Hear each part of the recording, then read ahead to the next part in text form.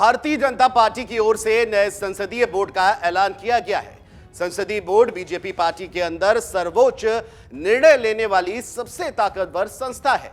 चौंकाने वाली बात यह है कि बोर्ड में वरिष्ठ नेता शिवराज सिंह चौहान और नितिन गडकरी को शामिल नहीं किया गया है। बीजेपी संसदीय बोर्ड में किए गए बड़े बदलाव के तहत पूर्व अध्यक्ष नितिन गडकरी और शिवराज सिंह चौहान को हटा दिया गया है, जबकि कर्नाटक के पूर्व मुखिया यानी बीएस येदियुरप्पा इसमें शामिल किए गए हैं।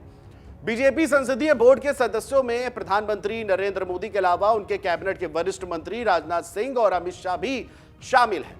बीजेपी की ओर से नए संसदीय बोर्ड और केंद्रीय चुनाव समिति का ऐलान किया गया है।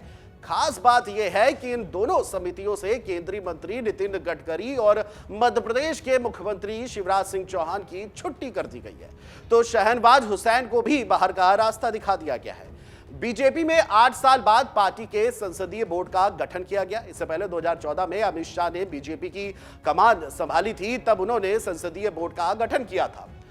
अब जब संसदीय बोर्ड का फिर से गठन किया गया है तो नितिन गडकरी और शिवराज सिंह चौहान को जगह नहीं मिली है। संसदीय बोर्ड में बड़ा बदलाव करते हुए नितिन गडकरी और शिवराज सिंह चौहान को इससे हटा दिया गया। इसके अलावा 15 सदस्यों वाली केंद्रीय चुनाव समिति में भी इन दोनों नेताओं को जगह नहीं मिल पाई है। वहीं महाराष्ट्र के डिप्टी सीएम देवेंद्र फडणवीस और भाजपा के केंद्रीय चुनाव समिति में शामिल हो चले हैं। इस बार इस फैसले को महाराष्ट्र और केंद्र में बड़े सियासी बदलाव के तौर पर भी देखा जा रहा है। एक तरफ चर्चित केंद्रीय मंत्री नितिन गडकरी को संसदीय बोर्ड से बाहर किए जाने को उनके डिमोशन के तौर पर देखा जा रहा है, तो वहीं देवेंद्र फडणवीस की एंट्री उनका कद बढ़ने की ओर इशारा करती है। इससे पहले भी गोवा और बिहार जैसे राज्यों में चुनाव की जिम्मेदारी संभाल चुके देवेंद्र फडणवीस को नेतृत्व ने प्रमोट कर चुका है, लेकिन अब केंद्रीय चुनाव समिति में जगह देकर साफ किया गया है कि फडणवीस का दायरा अब महाराष्ट्र से बाहर भी है और भाजपा में भी उनका राष्ट्रीय कद है। यही नहीं, फडणवीस को आज भी महाराष्ट्र विधान परिषद का नेता भी घोषित किया गया है, लेकिन नितिन गडकरी के साथ ऐसा नहीं है और वह अब सिर्फ केंद्रीय सड़क एवं परिवहन मंत्री ही हैं। भाजपा में उनके पास कोई पद नहीं है और न ही वह किसी राज्य के प्रभारी हैं। साफ है कि नितिन गडकरी का सियासी रसूख पहले जैसा अब नहीं रहा है। बताते चले कि नितिन गडकरी लंबे समय से भाजपा में साइड लाइन दिखते रहे हैं। पश्चिम बंगाल के विधानसभा चुनाव हो या फिर इसी साल यूपी समेत 5 राज्यों के चुनाव की बात हो, वह कहीं भी कभी प्रचार या फिर अन्य किसी भूमिका में नहीं दिखाई दिए थे। संसदीय बोर्ड में बदलाव करते हुए भाजपा की ओर से यह तर्क दिया गया है कि किसी भी सीएम को इसमें नहीं रखा गया है। ऐसे में शिवराज सिंह चौहान का बाहर जाना समझ में आ जाता है, लेकिन नितिन गडकरी का एग्जिट चौंकाने वाला है। इसकी वजह यह है कि पूर्व राष्ट्रीय अध्यक्षों को संसदीय बोर्ड में शामिल करने की परंपरा रही है।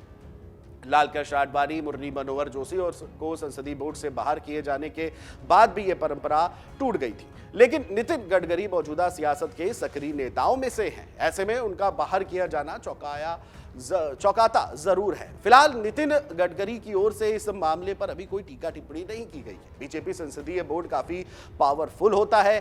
पार्टी की संसदीय गतिविधियों के संचालन और समन्वय के लिए राष्ट्रीय कार्यकारिणी एक संसदीय बोर्ड का गठन करती है। संसदीय बोर्ड ही इससे जुड़े नियम बनाती है। पार्टी अध्यक्ष के अतिरिक्त इसमें 10 सदस्य होते हैं और इनमें से एक सदस्य संसद में पार्टी का नेता होता है, जबकि राष्ट्रीय अध्यक्ष संसदीय बोर्ड का प्रमुख माना जाता है। वहीं बीजेपी में केंद्रीय चुनाव समिति भी काफी ताकतवर होती है। इसमें संसदीय बोर्ड के सदस्यों के अलावा निर्वाचित 8 सदस्य होंगे। महिला मोर्चा की अध्यक्ष पदन सदस्य होंगी और ये समिति संसद और विधान मंडलों के चुनाव के लिए उम्मीदवारों के चयन को अंतिम रूप देती है। चुनाव अभियानों का भी संचालन करती है। केंद्रीय चुनाव से लेकर के राज्यों के चुनाव और टिकट वितरण में कमेटी की अहम भूमिका होती है। भारतीय जनता पार्टी के संसदीय बोर्ड को पार्टी की सबसे ताकतवर संस्था के रूप में माना जाता है। राष्ट्रीय स्तर या फिर किसी भी राज्य में अगर गठबंधन की बात होती है तो उसमें संसदीय बोर्ड का ही फैसला अंतिम और सर्वोपरि होता है। इसके अलावा राज्यों में विधान परिषद या फिर विधानसभा में लीडर चुनने का काम भी यही बोर्ड करता है। ऐसे में इस महत्वपूर्ण बोर्ड से गडकरी और शिवराज को हटाया जाना उनके कद को छोटा करने जैसा है। दूसरी ओर अंदर खाने से मिल रही जानकारी के अनुसार इन दोनों नेताओं को दूसरा कोई अहम काम जो है वो सौंपा जा सकता है। बीजेपी संसदीय बोर्ड और केंद्रीय चुनाव समिति के सदस्यों की नई लिस्ट के बड़े मायने निकाले जा रहे हैं। माना यह भी जा रहा है कि ये लिस्ट कई राज्यों में होने वाले चुनाव या फिर 2024 के लोकसभा चुनाव की तैयारी को देखते हुए तैयार की गई है। हाल ही में महाराष्ट्र में बनी शिवसेना के शिंदे गुट और बीजेपी सरकार में देवेंद्र फडणवीस डिप्टी सीएम बने हैं। ऐसे में महाराष्ट्र से पार्टी के सबसे बड़े चेहरे नितिन गडकरी को संसदीय बोर्ड और चुनाव समिति से हटाकर देवेंद्र फडणवीस का कद बढ़ाया गया है। इसी तरह बीएस येदियुरप्पा को केंद्र में लाकर बीजेपी ने 2023 के कर्नाटक चुनाव से पहले राज्य में संतुलन साधने की एक कोशिश की है। फिलहाल जो बदलाव किए गए हैं संसदीय बोर्ड में, वो कितना कारगर साबित होते हैं ये तो आने वाला वक्त ही बताएगा। डाउनलोड करें अमर उजाला ऐप और पाएं खबरें लगातार। अगर आप ये वीडियो YouTube पर देख रहे हैं तो हमारे चैनल को सब्सक्राइब करें और बेल आइकन को दबाना ना भूलें। अगर आप Facebook पर यह वीडियो देख रहे हैं तो हमारे पेज को लाइक करें।